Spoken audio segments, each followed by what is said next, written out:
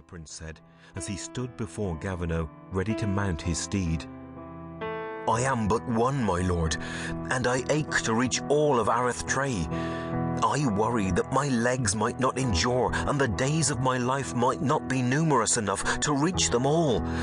Where do I start?" He looked upon the royal face of the prince. The prince smiled. "You start and end with me, Gavino. You are responsible for your service to me, not for the decisions of others. Fulfill your duty one day at a time, and leave the outcome in my hands." Gavino understood and nodded. "Your fellow knights do not trust you.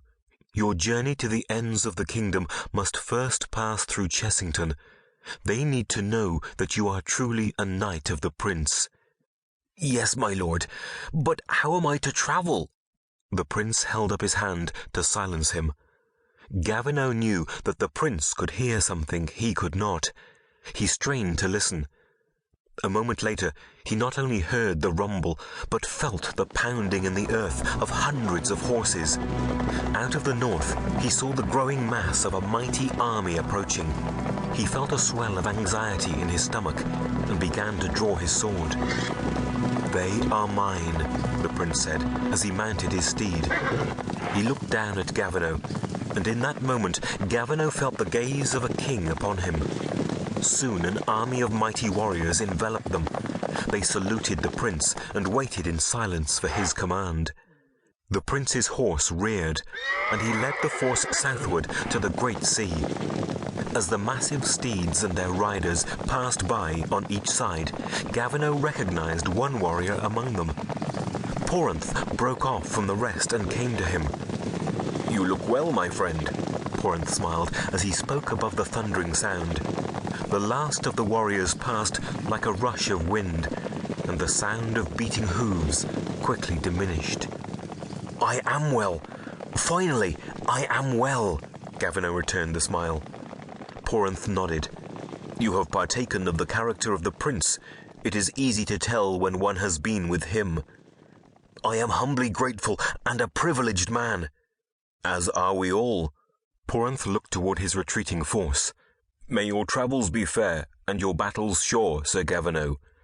"And yours, good sir," Gavino said. "You don't perhaps have an extra horse about you, do you?" "Strange you should ask," Porinth said. "You are not the only one who has skirted death." He smiled again and bolted away toward his army without another word. Gavino was confused, but he was learning that the messages of the silent warriors were oftentimes more like riddles. He watched the prince's army diminish in the distance. "I guess my travels will begin on foot," he said aloud, and looked toward the forest from which he'd come weeks earlier. Just then, a horse neighed loudly a short distance behind him, and Gavino nearly jumped out of his armor. He turned to see a sight that delighted his soul. Triumph? He ran to the horse and could hardly contain his joy. "Triumph! It is you! How could this possibly be?" Triumph seemed pleased to see Gavino as well. He stroked the horse's neck and felt as though they were once again a team.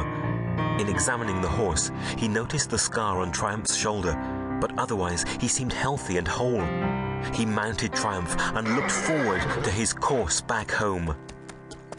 After many days of traveling, Gavino arrived in the Chessington Valley. He timed his arrival at dusk, for he was unsure of the status of the city and of the noble knights. He knew he must face Caiaphas one day, but now was not the time, for such an encounter would only hinder his call to the greater purpose of life. He took the back alleyways to the home of a man named Tarl. He dismounted and knocked quietly at the back door, as he had done many times before. The door opened slightly, and a stout-looking man with a scraggy beard peered out.